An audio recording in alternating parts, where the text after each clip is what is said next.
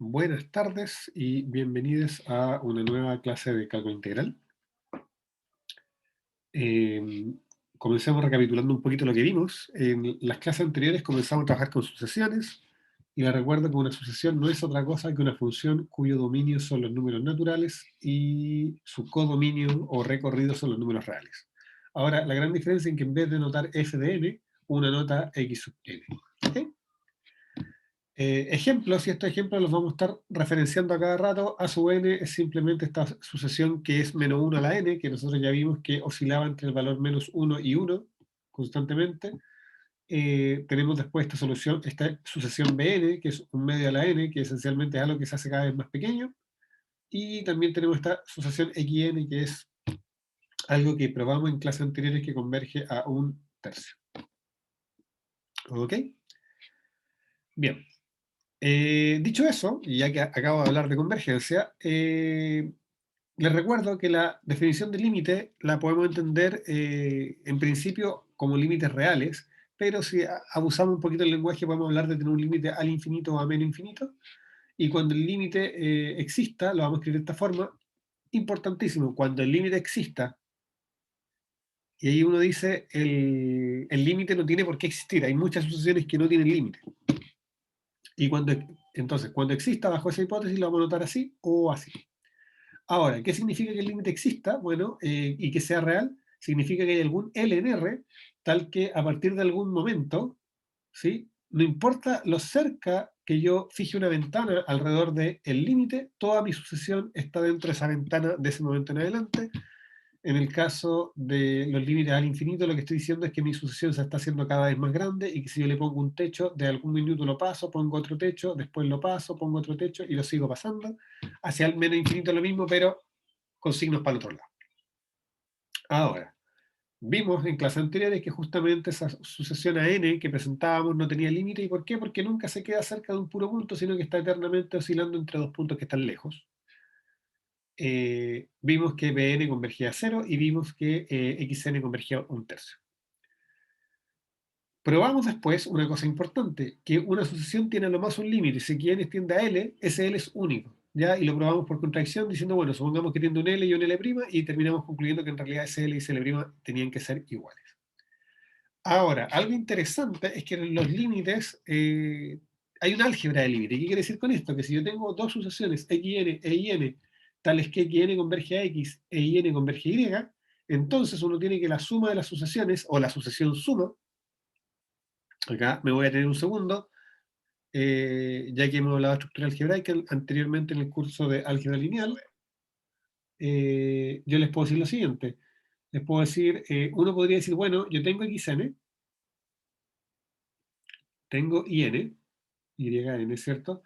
Y esos dos bichitos son elementos de un espacio vectorial, que ese espacio vectorial uno a veces lo anota como un L chica. ¿Y qué es L chica? El espacio de todas las sucesiones.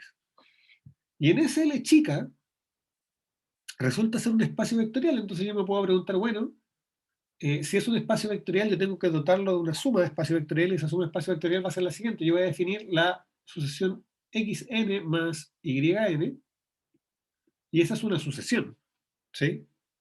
Entonces, cuando yo quiero definir la suma como de sucesiones, o si ustedes quieren, yo quiero definir qué va a significar esto. xn, n más yn indexado por n. Eso debería ser un elemento también de L chica, debería ser una sucesión, ¿cierto?, a valores en R.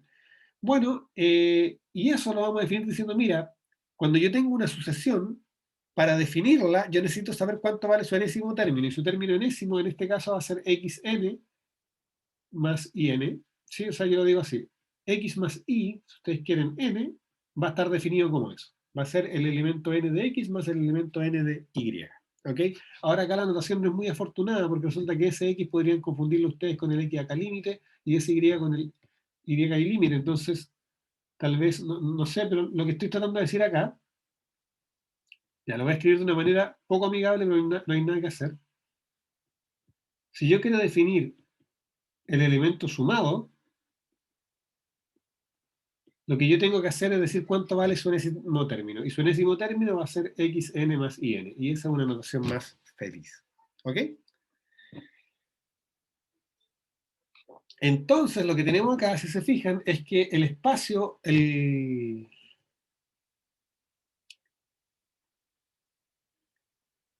conjunto de sucesiones, no solamente el conjunto de sucesiones es un espacio vectorial, sino que al parecer el conjunto de sucesiones con límite es un espacio vectorial. ¿Por qué? Porque si yo tengo dos sucesiones que tienen límite, la sucesión suma también tiene límite. ¿Sí? Y es re fácil ver desde el punto 2 que si yo tengo aquí en vez de quién tengo una constante, o tomo la sucesión constante, también puedo concluir que multiplicar por una constante una sucesión que tiene límite me produce otra sucesión que también tiene límite. Así que uno podría hablar de un L, no sé cómo llamarle, un L, no quiero decir L infinito, pero decir un L con límite, un LL, un L sub L, que también va a ser espacio vectorial. O sea, si yo miro el conjunto de sucesiones que tienen límite, eso también forma un espacio vectorial y en parte es gracias a esta proposición que tenemos acá que nos dice que cuando yo tengo dos sucesiones con límite, la sucesión que produzco al sumarlas, que es sumar término a término, también tiene límite, y su límite va a ser simplemente la suma de los límites. Pero es mejor que eso, porque también se cumple para la sucesión producto, que yo podría decir que es cuando multiplico término a término o cuando divido término a término en caso que el límite de la que estoy dividiendo sea distinto de cero. ¿Ok? Entonces, la clase pasada tuve la mala idea de decirle a ustedes que escogieran cuál demostraba, me dijeron que mostraba tales que sería más difícil, y sí, pues era tan difícil que siento que no quedó clara. Entonces ahora lo que voy a hacer es demostrar la uno, que es la más fácil de todas, pero es ilustrativa de cómo se procede. ¿Ok? Entonces, vamos a ponerle color azul.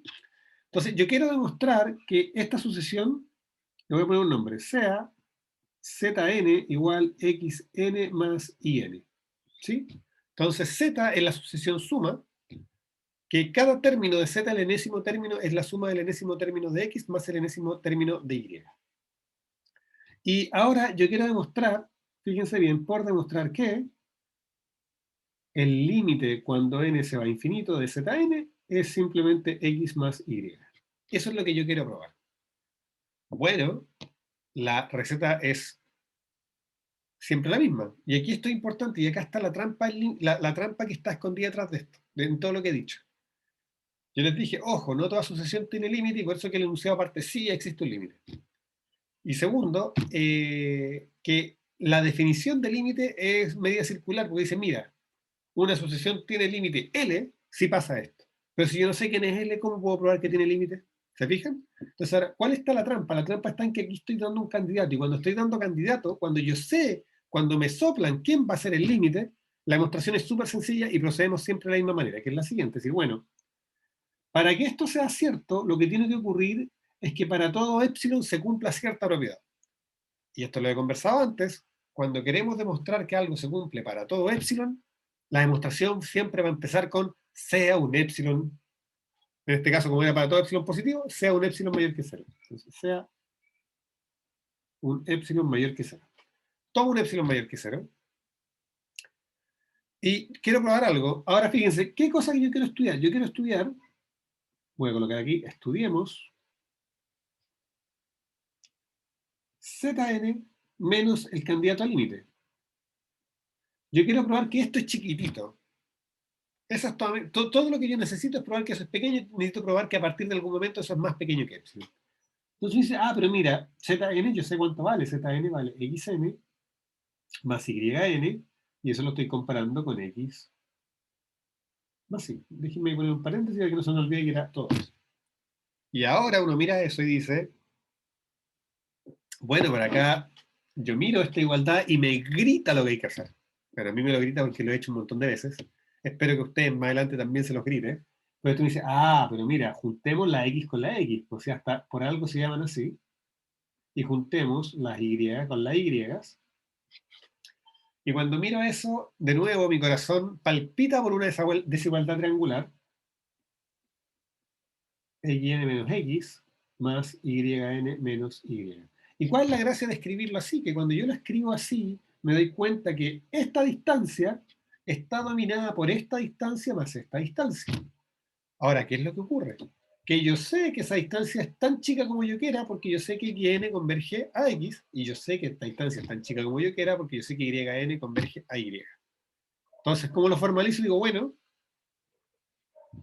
como x y n converge a x, existe un n0 de epsilon tal que, fíjense que el epsilon está fijo, lo fijé ahí, tal que xn menos x es más chico que epsilon medios para todo n más grande que ese n0.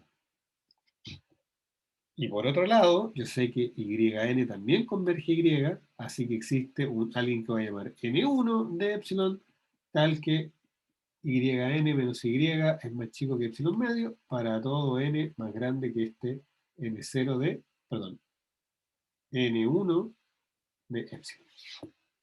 Y acá es la parte donde yo me tengo que decir, ¿qué es lo que yo quiero que ocurra? Yo quiero que esto que está acá completito sea más chico que epsilon. Yo sé que este pedacito es más chico que epsilon medios a partir de un momento, yo sé que este otro pedacito es más chico que epsilon medio a partir de otro momento. Bueno, si espero a que pasen esos dos momentos, estas dos cosas cada una es más chica que epsilon medios. ¿Están de acuerdo? Sí, profe. Entonces, vamos a agregar una hojita. Entonces, si llamamos n simplemente al máximo entre n0 y n1, resulta que zn menos x más y es menor o igual que xn menos x más yn menos y, y dijimos que esto en este caso es más chico que epsilon medios, esto es más chico que epsilon medios, o sea, todo esto es más chico que epsilon. Y fíjense que fue lo que... Y esto, por cierto, para todo n más grande que ese. Entonces, miren cómo se lee esto. Me di un epsilon positivo y encontré este n tal que después de él, la distancia entre zn y ese numerito, que es un número, es más chica que epsilon. Ah, pero eso es por definición que zn converge a x más y. Bien, ahora les voy a comentar. Ok, adelante.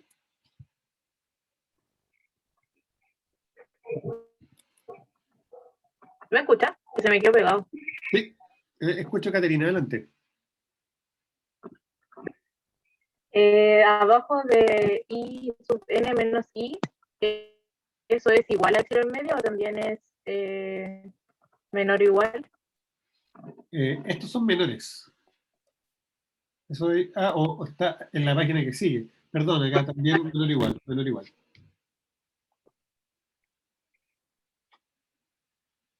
Era menor igual. Toda la razón que tenía. Yep. Ok.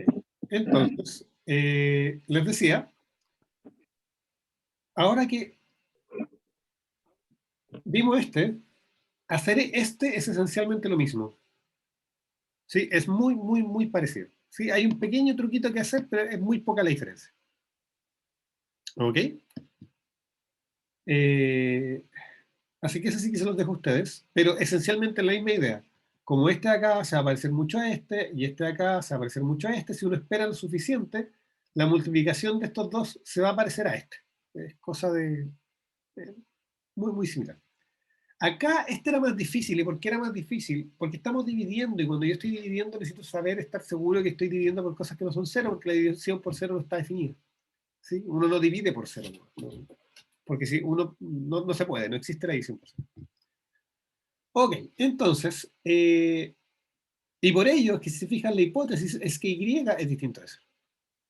Entonces, ¿cuál es la complejidad de este que está acá?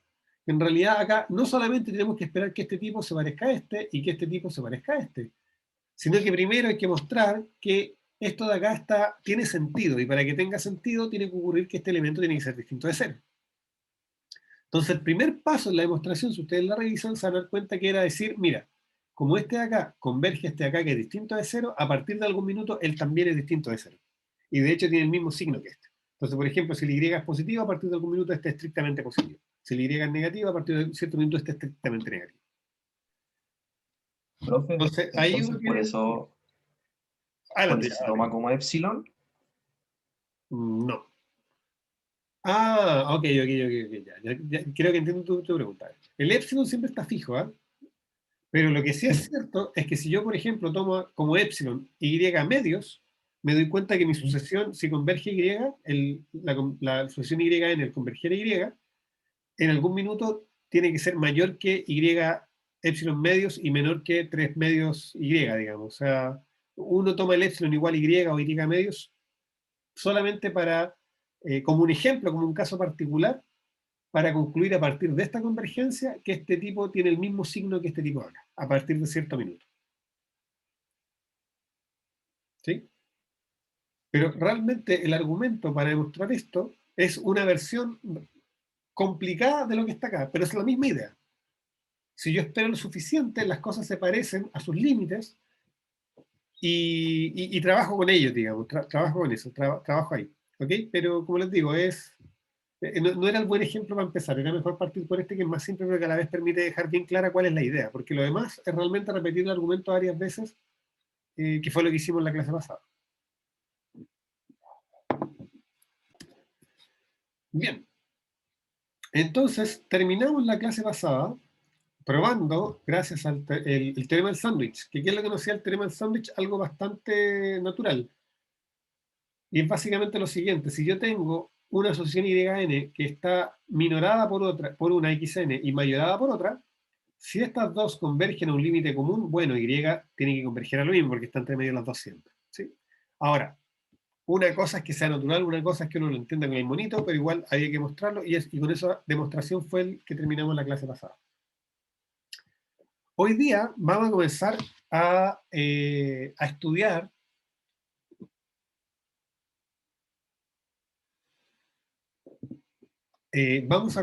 a estudiar la relación de las sucesiones con las funciones continuas. ¿Ok? Y esa relación se resume en este teorema que está acá. ¿Qué nos dice este teorema? Nos dice, mire, si yo tengo una función y tengo un elemento en su dominio, si yo sé que xn es una sucesión convergente a x, de modo que a partir de algún minuto yo pueda evaluar f en xn, o sea, xn está en el dominio a partir de algún n suficientemente grande. Si f es continua en x, entonces necesariamente el f de xn converge a f de x.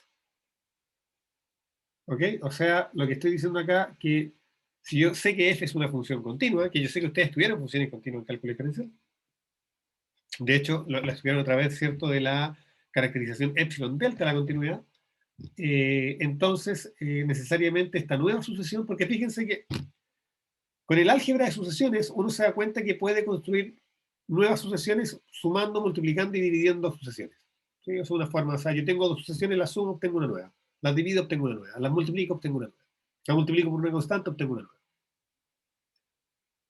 Pero acá nos ofrece otra. Dice, mire, en realidad usted puede tomar la sucesión y aplicarle una función. Y eso le va a generar una nueva sucesión, que es esta que tengo acá.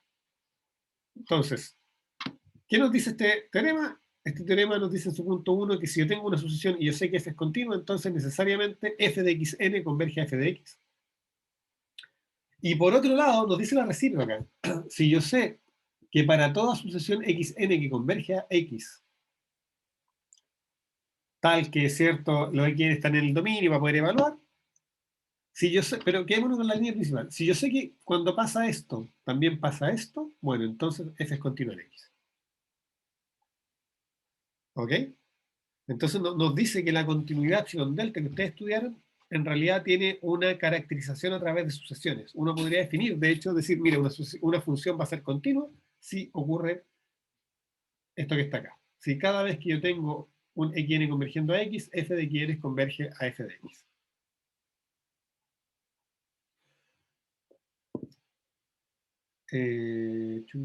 Entonces voy a hacer la demostración.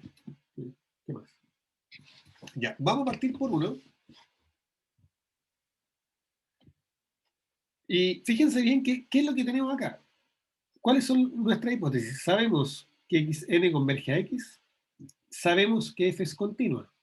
¿Qué es lo que queremos probar? Que esta sucesión converge a ese límite que está ahí. Bueno, entonces, si yo quiero probar que algo converge, siempre parto igual. Digo, bueno, sea un epsilon mayor que 0.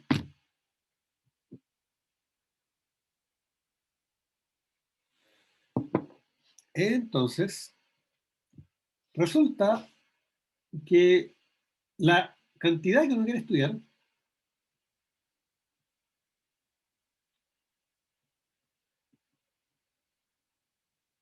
es la distancia entre f de xn y f de x.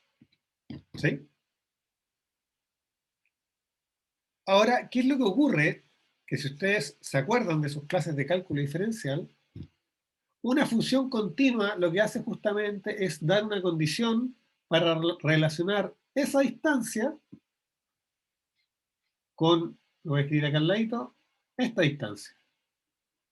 ¿Sí?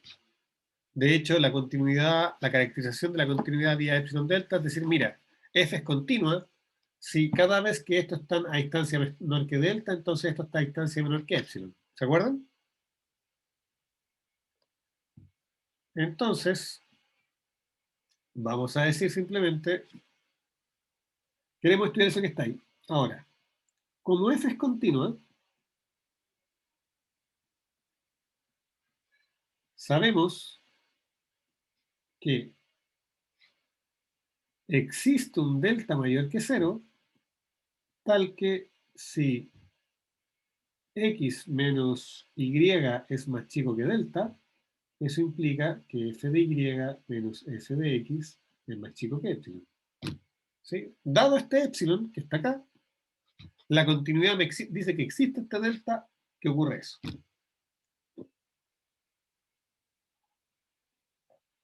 Ahora, además, sabemos que xn converge a x. ¿Y eso qué significa? Bueno, eso significa que existe, fíjense lo que va a pasar acá, un n0, tal que para todo n más grande que este n0, xn menos x es más chico que lo que yo quiera. ¿Sí?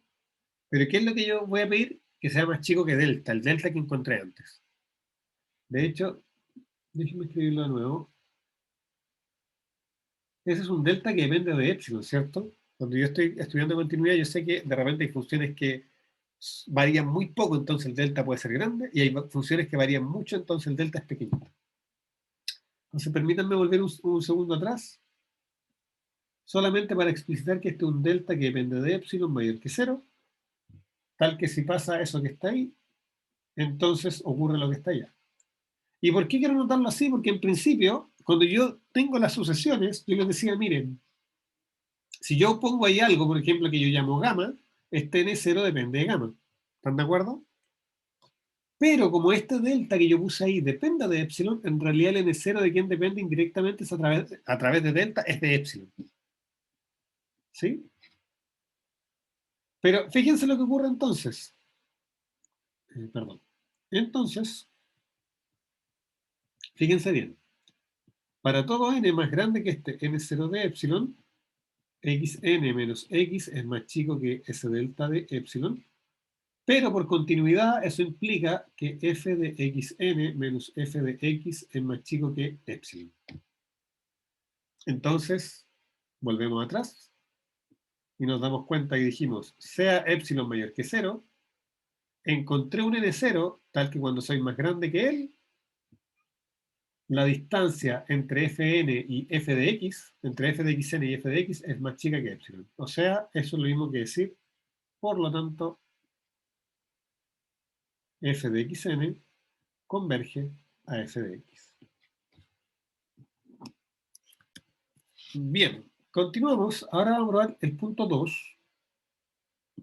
El punto 2 nos dice la recíproca. Y nos dice, mire, suponga que para cualquier sucesión que converja a x, usted sabe que f de xn converge a f de x, entonces en realidad f es una función continua en ese punto.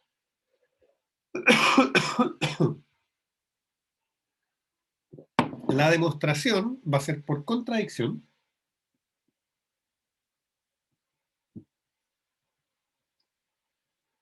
Entonces, ¿cómo funciona esto? Supongamos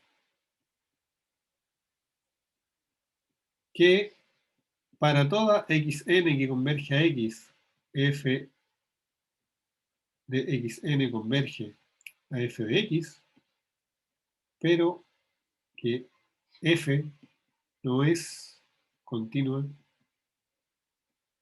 en x. ¿Ok? Entonces, yo, ¿cierto? Asumo la hipótesis, niego la conclusión y veo que en realidad eso no puede ocurrir.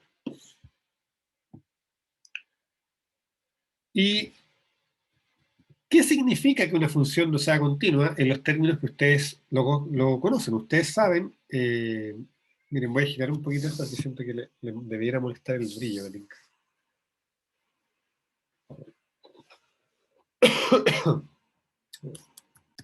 Bien, les decía, ¿qué significa que una función sea continua? Bueno, que una función sea continua significa que para todo epsilon que yo me dé, va a existir un x, tal que si la distancia entre las preimágenes es menor que delta, entonces la distancia entre las imágenes es menor que epsilon. Esa es la condición. Entonces, si estamos diciendo que eso no se cumple, estamos diciendo que existe un epsilon mayor que 0, tal que para todo delta positivo, yo sé que x menos y es más chico que delta, pero f de x menos f de y es más grande que epsilon. ¿Sí? Entonces, esa es la negación de la definición de continuidad en la caracterización epsilon delta. Entonces, lo que yo voy a hacer ahora es ver que si esto ocurre, entonces yo puedo encontrar una sucesión que converge a x y que sus imágenes no convergen a f de x. Y en realidad no es nada difícil, porque fíjense bien de que esto vale para todo delta mayor que 0. Entonces digo, bueno, consideremos delta n igual 1 partido por n. Probamos en capítulos anteriores que 1 partido por n es algo que se va a cero, o sea, una asociación que se hace muy chiquitita. Entonces, si f no es continua, existe un xn que satisface xn. Xn satisface que x menos xn es más chico que 1 partido por n. Y por otro lado, f de x menos f de xn es más grande que este epsilon. Permítanme, lo voy a colocar acá barra, solo para enfatizar que es un epsilon en particular. O sea, hay un epsilon barra, uno puntual, que pasa esto que está acá. Ahora, ¿qué ocurre? Bueno, es claro que xn converge a x, porque bueno, yo sé que la distancia entre los dos se está yendo a cero como 1 partido por n. ¿Sí? Y eso es justamente la definición de converger. Dicho de otro modo, si yo quiero saber que esta distancia sea más chica que cualquier tamaño, digamos, epsilon, no, porque ya usamos epsilon, gamma, simplemente tomo n más grande que 1 partido por gamma parte entera más 1, ¿sí? Entonces, eso es fácil. Y si no están convencidos que es fácil, es un mini ejercicio que vean de que efectivamente, si yo tengo esto, necesariamente tiene que pasar esto. Y por otro lado, resulta que estoy diciendo que f de xn está siempre a distancia mayor que epsilon barra.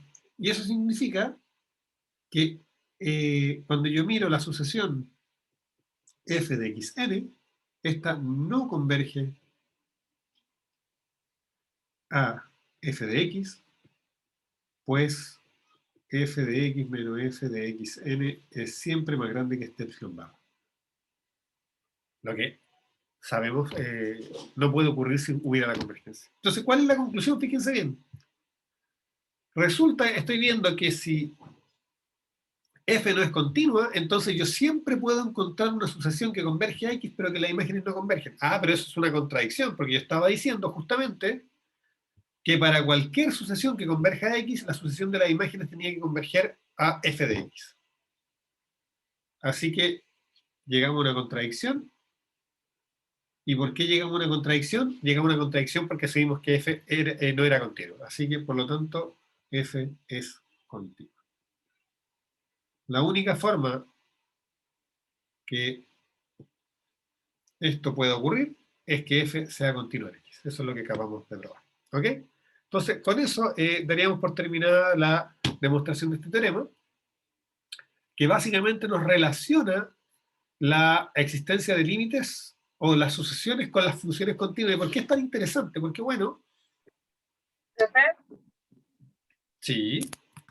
Bien, como les decía, ¿por qué esto es interesante? ¿Por qué esto es útil? Por lo siguiente. Fíjense que ustedes probaron en el curso de cálculo, estoy seguro que probaron esto, que seno de x partido por x, eso converge a 1 cuando x se va a 0. Y eso que está ahí, uno lo puede entender de la siguiente manera. Resulta que fuera de 0, esta función que está acá está bien definida. 1 partido por x es una función súper buena fuera de 0. En 0 se porta mal, pues cerca de 0 se porta mal, pero fuera de 0 se porta súper bien. Es continua, quiero decir. De hecho, es c infinito fuera de 0. Seno de x también se porta súper bien en todas partes, de hecho. Y la gracia es que cuando ustedes prueban esto que está acá, uno puede decir, bueno, en realidad esta función que está aquí, en 0, juntita, sí es continua. ¿Ok? Ustedes, bueno, pueden hacer el mono. Déjenme, voy a dejar de compartir un segundo este. Voy a compartirles... estaba ahí con otra. Vamos a... Si yo coloco acá seno de x dividido por x, fíjense bien, esa función en 0 es continua, converge a 1, se porta bien. A pesar de que a priori eso se vea como que se porta mal. Ahora, ¿cuál es la gracia entonces ahora? La gracia es que para cualquier sucesión que converja a 0, déjenme volver a mis diapos. Dado que ustedes conocen esto que está acá, y que a través de eso uno puede decir, bueno, en realidad defino esta función en 0, porque esta función en 0 no está definida. Yo no puedo evaluarla en 0. ¿Y por qué no la puedo evaluar en 0? Porque para evaluarla en 0 tendría que dividir por 0, eso no se puede hacer. Sin embargo, yo puedo decir, mira, esta función, puedo escribir la siguiente función, puedo escribir, mira, f de x igual seno de x partido por x para x distinto de 0, y que va a valer 1 si x vale 0. Es una función definida por partes, pero ¿cuál es la gracia? Que esta función definida por partes, dado que este límite que ustedes probaron vale 1, me queda continua. Y eso me dice inmediatamente que para cualquier sucesión que converja a 0, el límite, entonces 1, ¿cómo? Voy a ordenarlo, doctor Miren. Como este tipo que está acá, chun, chun, chun, es continuo en 0, inmediatamente,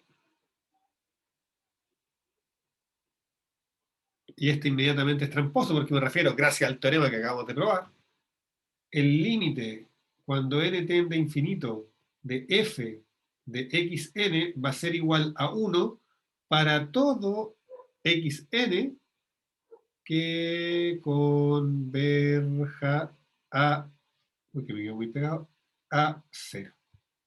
¿Y qué es lo que pasa? Que Bn, yo les dije, acuérdense de nuestras sucesiones modelos,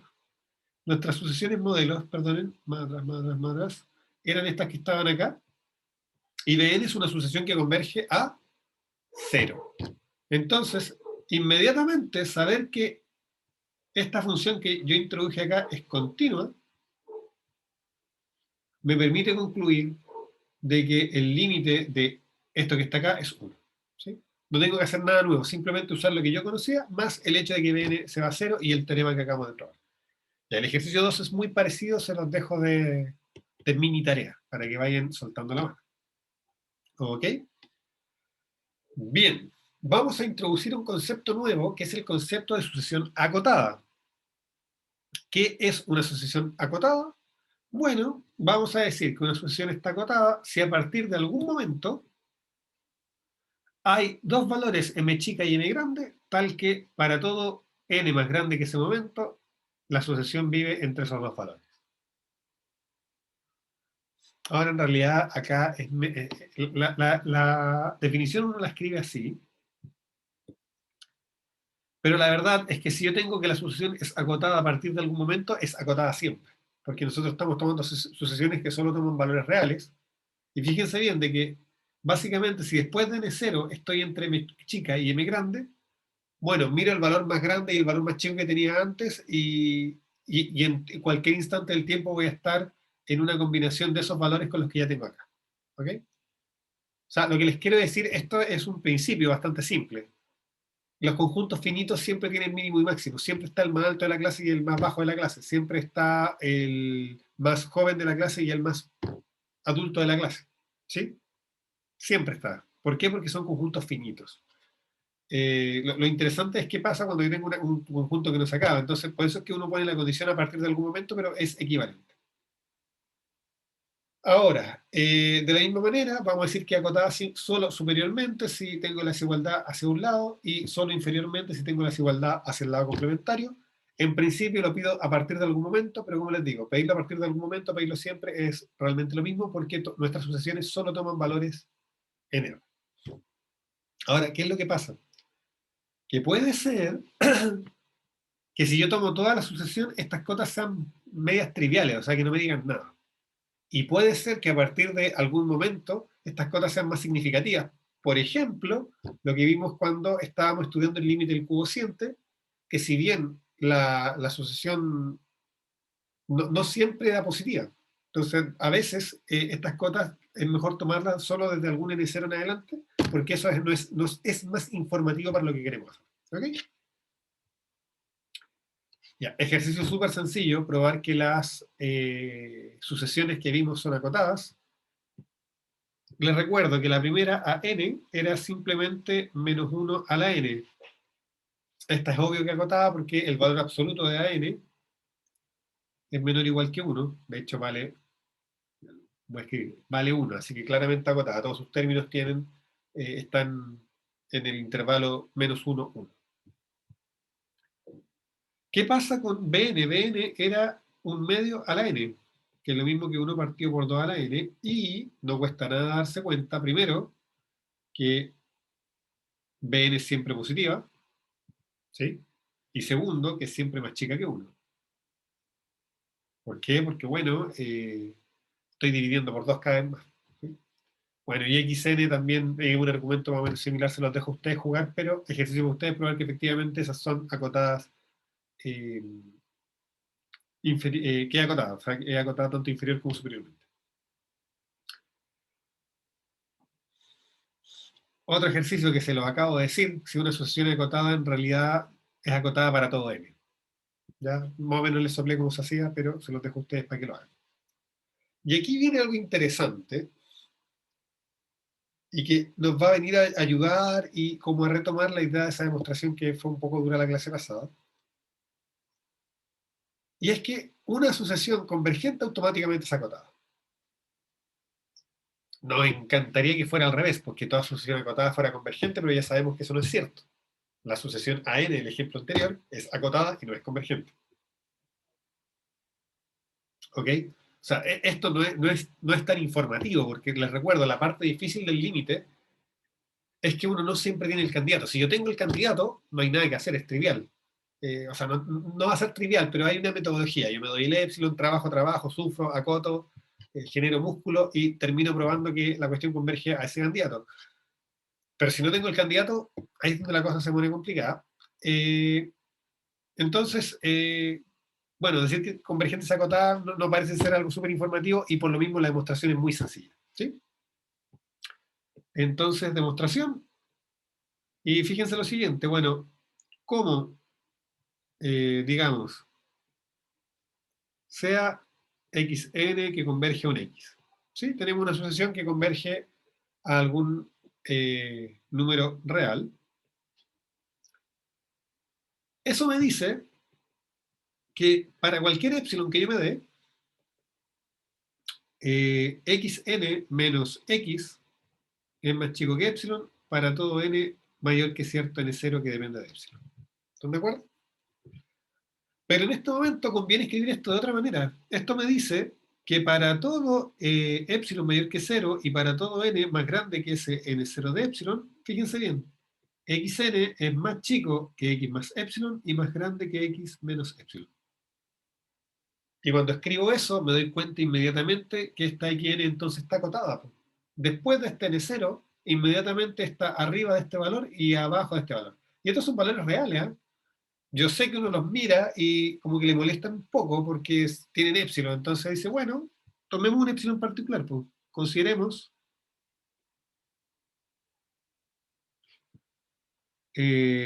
epsilon igual valor absoluto de x, porque ojo, x no tiene por qué ser positivo, medios.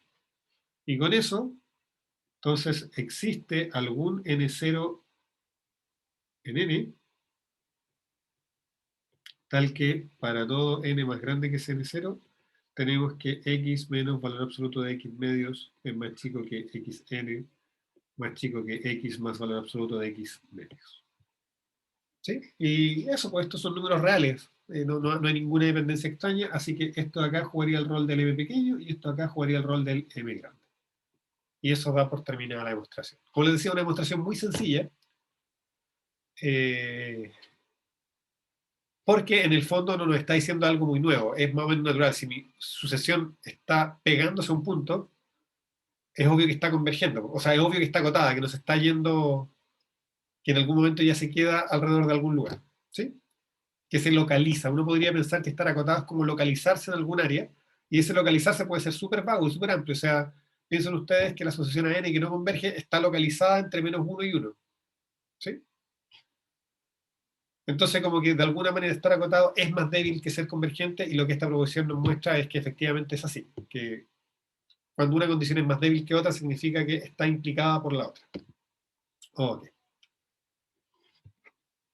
Introducimos un concepto más, que es el concepto de sucesión monótona.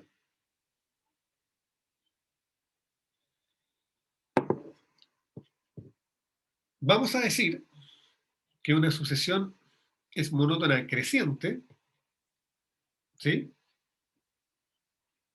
Si a partir de algún minuto, cuando yo miro después de ese minuto mi sucesión, la sucesión es cada vez más grande, ¿sí? xn es siempre menor o igual que xn más 1. Ya no la comente, uno va a decir que es monótona decreciente si a partir de algún minuto el que sigue es siempre más chico que el anterior. Por ejemplo, nosotros teníamos que bn era igual a 1 partido por 2 a la n. Fíjense que eso implica algo. Eso implica que bn más 1, que es lo mismo que 1 partido por 2n más 1, es lo mismo que un medio bn. Y como bn es positivo, dividirlo por 2 lo achica. Así que ahí tenemos un ejemplo de una sucesión monótona. bn más 1 es siempre menor o igual que bn. ¿Sí? Esto es menor o igual que bn. De hecho es menor estricto, pero no importa. Así que ahí tenemos un ejemplo de una sucesión monótona decreciente, pero análogamente podríamos pensar en la sucesión Cn igual n cuadrado. Nosotros sabemos que Cn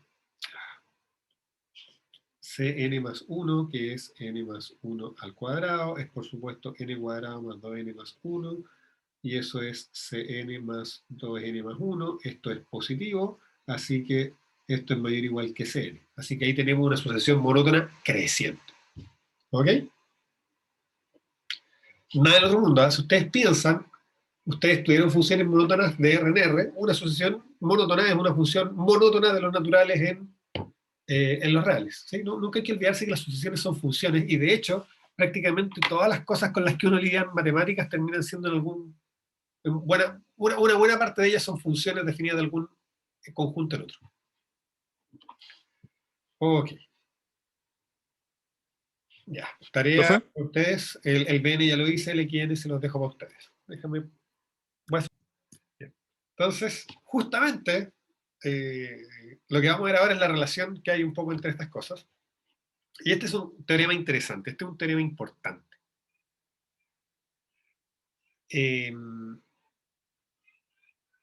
Porque es el primer teorema que nos da la existencia de límite sin tener el candidato a límite. Es el primer teorema que no es tramposo. Entonces, en ese sentido es muy, muy importante. ¿Qué nos dice este teorema? Este teorema nos dice que si tengo una sucesión monótona creciente y acotada superiormente, entonces inmediatamente convergen en R. Y de la misma manera, si tengo una sucesión monótona decreciente y acotada inferiormente, entonces también es convergente en R. Si uno lo piensa un poquito, la intuición es la siguiente. Voy a hacer un monito. La intuición es la siguiente. Yo tengo acá los naturales. 1, 2, y tengo mi sucesión, y mi sucesión son como puntitos, ¿ah? Que yo puedo ir dibujando. Entonces, imagínense tener algo creciente, significa que cuando hago este monito va creciendo, pero alguien me dice, oye, es acotada superiormente. Voy a hacer la línea mejor. Entonces, ¿qué es lo que pasa con mi sucesión? Si está siempre creciendo, pero tiene un techo, bueno, en algún momento se estabiliza. Es como natural, o sea, no se puede arrancar. O sea, yo estoy dando infinitos pasos. ¿Sí? Recuerden que las sucesiones están definidas en todo lo natural, entonces puedo dar infinitos pasos y digo que tengo un tope. Bueno, en algún minuto me estoy quedando pegado. Como que esa es la intuición de que hay por qué este teorema es cierto. Ahora la demostración un poquito más que eso, pero la intuición es como súper natural que esto pase. ¿Sí? Ahora, es súper natural que esto pase, y es súper natural que pase porque nosotros estamos con la intuición de que vivimos en espacios de dimensión finita. ¿Sí? ¿Se acuerdan que en los espacios vectoriales tenemos dimensión? Y básicamente la dimensión son direcciones hacia donde puedo mover. En los reales yo tengo solo dos direcciones, subo o bajo. Y si estoy siempre subiendo y tengo tope, es obvio que no me arranqué para ningún lugar. Como que esa es la muerte. En lugares donde hay infinitas opciones para moverse, claro, ahí cambia completamente el panorama. ¿Ok? Bien. Bien, les decía, la demostración no es larga, es bastante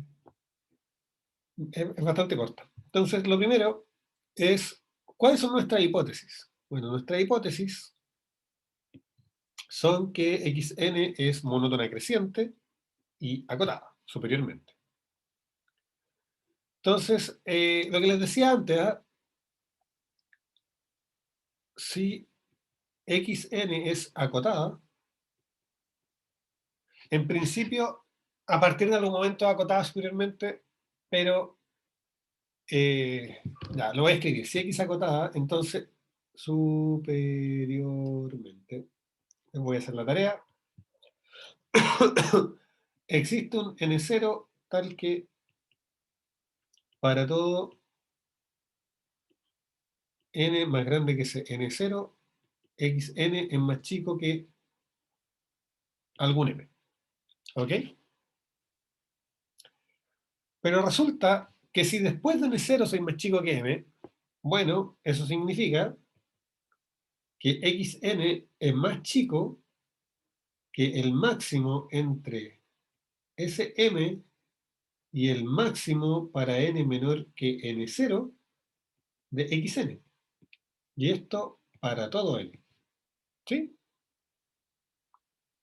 ¿Por qué? Porque esto que está acá, ¿cuál es la parte importante? Notar que esto que está acá es el máximo entre 10, entre 100, entre 1.000.000 de números. Da lo mismo, pero como es una cantidad fija, son n0 términos, yo siempre puedo encontrar el máximo.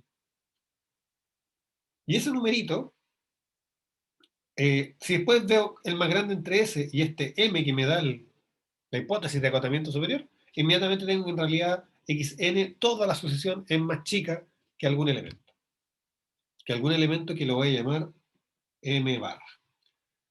Ahora, ¿qué es lo que pasa? Si yo llamo a al conjunto xn, para n los naturales, o sea, estoy mirando los valores que toma la sucesión, si miro toda la imagen, si ustedes quieren todo el recorrido, eso que está ahí, obviamente es un subconjunto de R,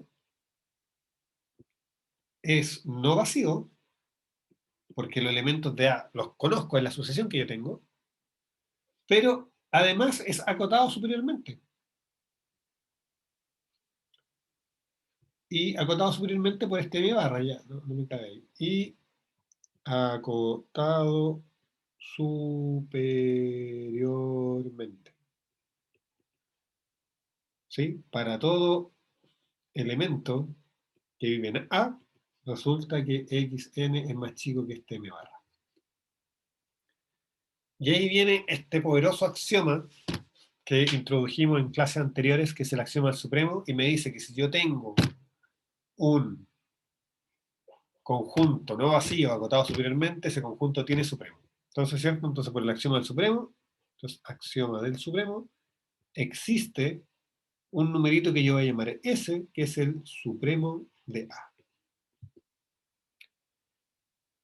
Y lo que vamos a probar ahora, porque en el fondo cuando yo quiero probar convergencia, lo que me falta es un candidato.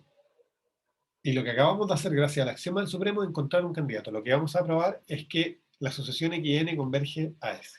Entonces ahora, por demostrar que XN converge a S cuando N se va a infinito.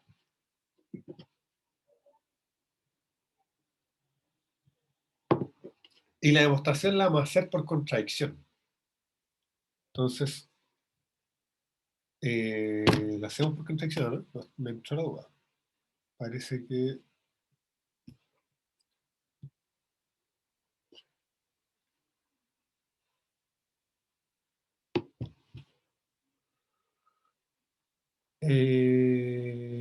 no, no la vamos a hacer por contradicción, lo vamos a hacer directamente...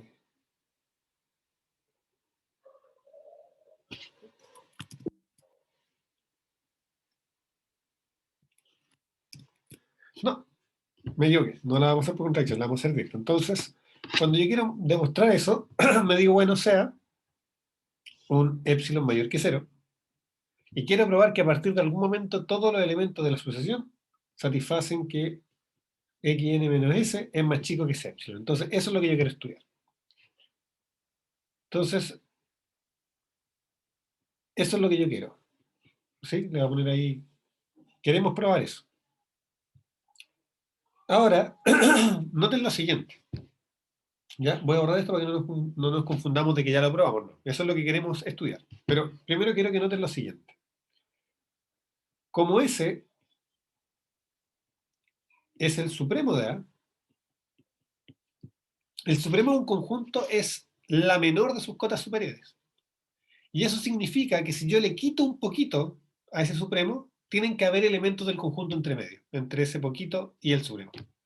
¿Sí? Porque si no, si todos los elementos del conjunto estuvieran más abajo de S menos algo, menos ese algo, entonces significaría que S no era el supremo porque habría encontrado una cota superior más chica. Entonces, como es el supremo de A,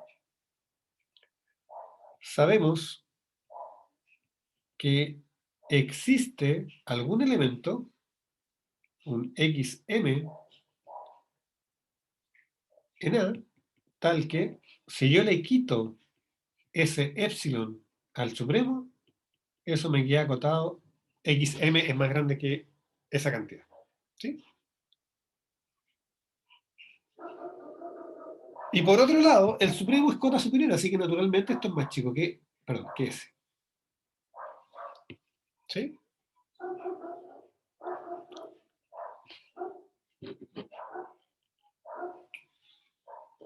Ahora, ¿qué es lo que pasa?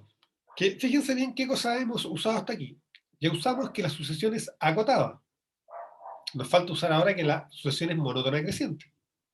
¿Y por qué eso nos es útil? Porque resulta como xn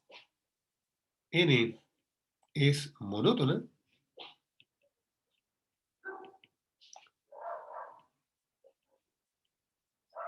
creciente, yo sé que para todo n más grande que Sm, xn es más grande que ese xm, porque eso significa que es creciente, que si miro índices posteriores, el valor es más grande. Pero bueno, como xm ya era más grande que s menos epsilon, en realidad tengo que xn es más grande que s menos epsilon. Y finalmente, y finalmente, entonces, fíjense lo que tenemos. Entonces, dado este epsilon mayor que 0, para todo n mayor o igual que este m, se cumple que s menos epsilon es más chico que xn, y eso, naturalmente, xn, ese era el supremo, así que acota a xn. Y si yo a este le agrego una cantidad positiva, obviamente la desigualdad sigue siendo válida. Y eso que está ahí es lo mismo que decir Eso es equivalente a decir que xn menos s es más chico que epsilon. Entonces, en resumen, fíjense bien, yo me di un epsilon positivo, encuentro un momento tal que después de ese momento la distancia entre xn y s es más chica que epsilon. ¿Cuál es la conclusión? Bueno, entonces xn converge a s, que era justamente lo que queríamos probar. Recapitulemos. Y esto es súper importante siempre cuando uno hace una demostración. Ver dónde usó la hipótesis. ¿Por qué necesitábamos que la sucesión fuera acotada? Bueno, necesitábamos que fuera acotada para poder decir que este conjunto, que es el conjunto imagen de la sucesión, tenga supremo. ¿Por qué? Porque lo que nos falta cuando nos dicen solamente estas dos cosas es el candidato al límite. Bueno, justamente para una sucesión monótona creciente y acotada, su límite va a ser su supremo. ¿Sí? Entonces, gracias a la hipótesis de acotamiento, puedo encontrar el supremo y después lo que uso es la definición de supremo para darme cuenta de que tiene que ocurrir esto que está acá, de que si yo me achico un poquito hay alguno que tiene que colarse, y en realidad cuando se cuela uno, se cuelan todos los de índices mayores porque la sucesión es monótona, y eso me permite concluir entonces que en realidad lo que está pasando es que mi sucesión completa está convergiendo a esa.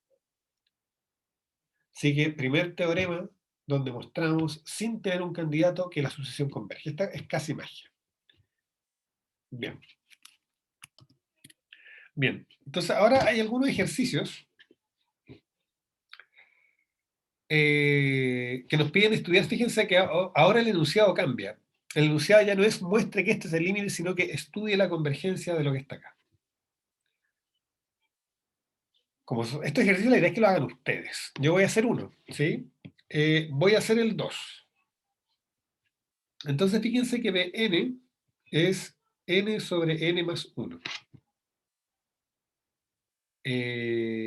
Veamos cómo se porta Bn. Pues ¿cuánto vale, por ejemplo, B0? Voy a hacer una tablita. N, Bn. Cuando n vale 0, B0 es 0. Cuando n vale 1, Bn es 1 medio. Cuando Bn vale 2, Bn es 2 tercios. Y haciendo inducción a lo físico, eso dice mirar dos casos y asumir que va todo igual, uno mira y dice, oye, esto tiene pinta de ser creciente. Ya. Por cierto, eso era un chiste, pero en vivo probablemente es más divertido. Tiene cara de ser creciente, entonces cuando uno ya tiene esa intuición, bueno, dice, probemos que es creciente, entonces uno se pregunta, ¿Bn es más chico que Bn más 1? Bueno, esto es lo mismo que si n sobre n más 1 es más chico que n más 1 sobre n más 2.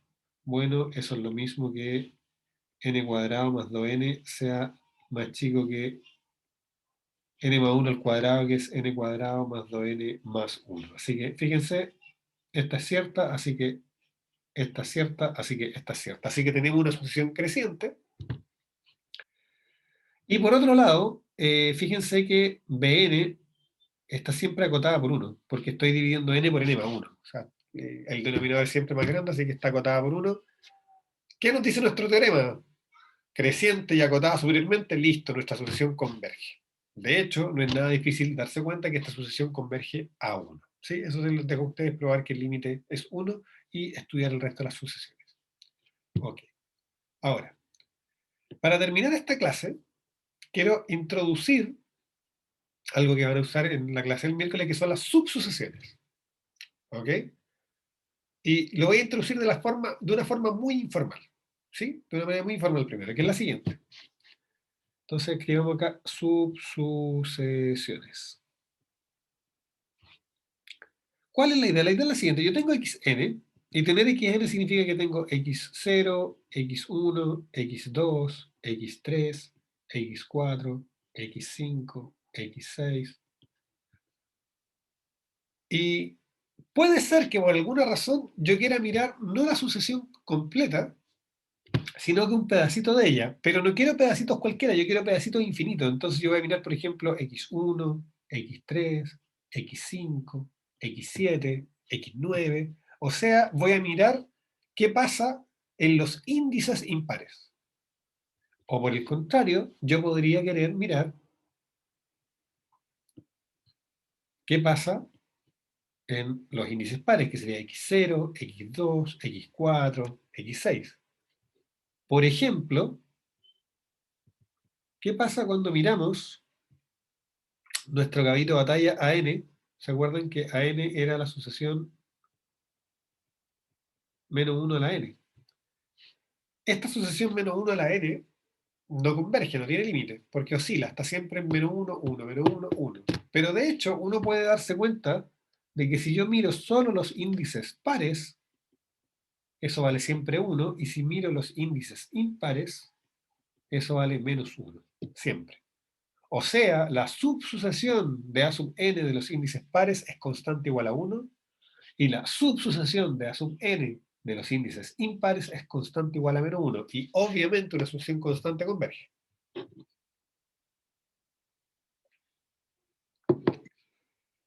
¿Cómo formalizamos esto? Bueno, hay dos formas de... O sea, no sé si hay todas, pero en realidad la formalización es la siguiente. Uno dice, mire, yo tengo que una sucesión es una función, ¿cierto?, de los naturales. Yo tengo acá los naturales, tengo acá R, y acá tengo una función. Y esa función yo la denoto, en vez de decir f de n, la denoto como f sub n, pero sigue siendo una función. Si yo primero tengo una función de los naturales a los naturales, que yo llamo g, y después tengo mi función de los naturales a los reales, que yo llamo f, perdón. Si yo considero la composición f o g, bueno, eso es algo que es así, ¿no? Resulta que f o g es una función de los naturales a los reales, así que también es una sucesión. Y componer no tiene nada extraño, tomar composición de funciones es algo súper natural. Entonces, si yo quiero formalizar esta idea de las subsucesiones, lo que yo voy a decir es que una subsucesión es tomar una sucesión f, o sea, una función de los naturales a los reales, y componerla con alguna función g, pero esa función g va a tener una gracia.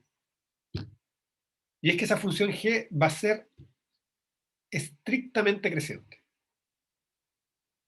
¿Sí? Porque si no es estrictamente creciente, si se queda pegada en algún minuto, significaría que voy a estar haciendo trampa, porque no voy a estar mirando como pedazos infinitos de la sucesión original.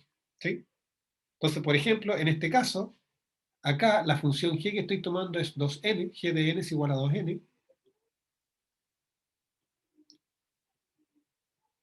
y acá g de n es igual a 2n más 1, que en ambos casos son funciones estrictamente crecientes.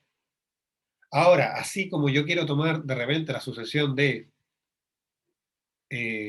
los pares, o quiero tomar yo la sucesión de los impares, yo podría querer tomar cualquier sucesión. Entonces ahí uno lo anota, típicamente, las subsucesiones lo vamos a anotar como A sub nk, para decir que para cada k yo obtengo un n, y después para cada n yo calculo el A de ese n de k. ¿Sí? En el fondo ahí tengo escrita la composición, si ustedes quieren, f o g de k. Estoy simplemente diciendo f de g de k, y g de k es lo que yo anoto como n sub k, y f de n sub k es lo que yo noto como a de n sub k. ¿Sí?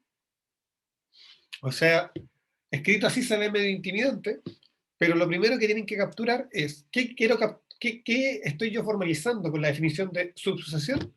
Yo estoy diciendo, mira, tomar un trozo de la sucesión, no la sucesión completa, pero un trozo infinito, un trozo que tenga infinitos términos. Y típicamente esos trozos infinitos los voy a describir diciendo, mira, quiero todos los índices pares, quiero todos los índices impares, quiero todos los índices que son múltiplos de 3, quiero todos los índices que son números primos, quiero todos los índices que son potencias de 10, cualquiera de esas variantes. Y en general, la forma en que voy a seleccionar los índices va a ser una forma en que vaya avanzando para que sea honestamente una sucesión. ¿Sí? Entonces, ¿cómo hago eso de obligar a avanzar? Bueno, lo hago diciendo que esta función g por la que compongo es estrictamente creciente. ¿Ok? Entonces, ahora, en general, una subsucesión de una sucesión A va a ser algo que yo voy a anotar como A sub nk, que va a cumplirse que la función que a cada k le asigna el nk es estrictamente creciente. ¿Sí? Para asegurarme de ir avanzando en mi sucesión. Y con eso me detengo porque estoy justo en la hora. Así que cierro la clase ahí, la grabación. Nos vemos en la próxima clase.